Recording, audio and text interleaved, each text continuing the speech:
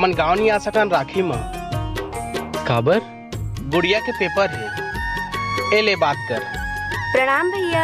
खुशी रह बहनी।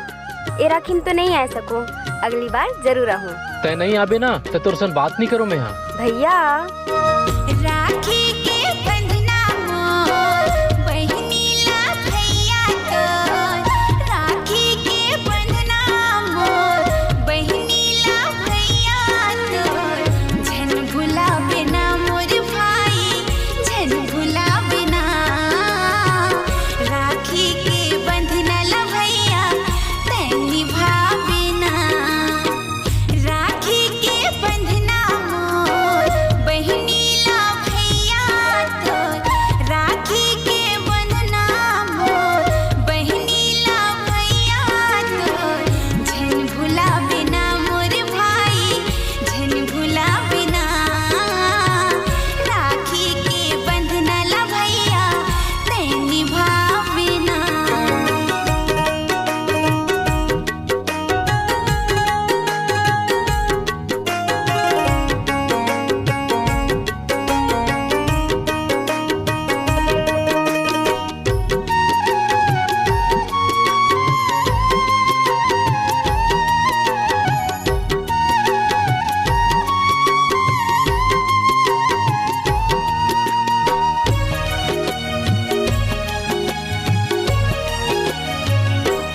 हो पूजा की थाली मैं हाँ सजा के, आरती उतारो तोर भाई, ए मोर दुलरवा नजर उतारो तोर भाई।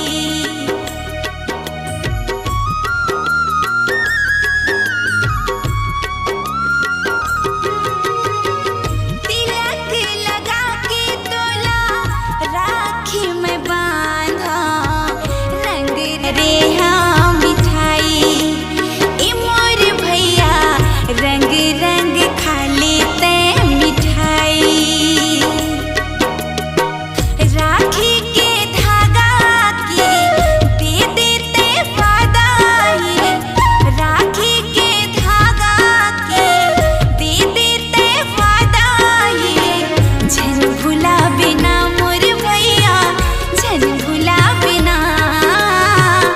राखी के बंधना ला भैया तै निभावे ना।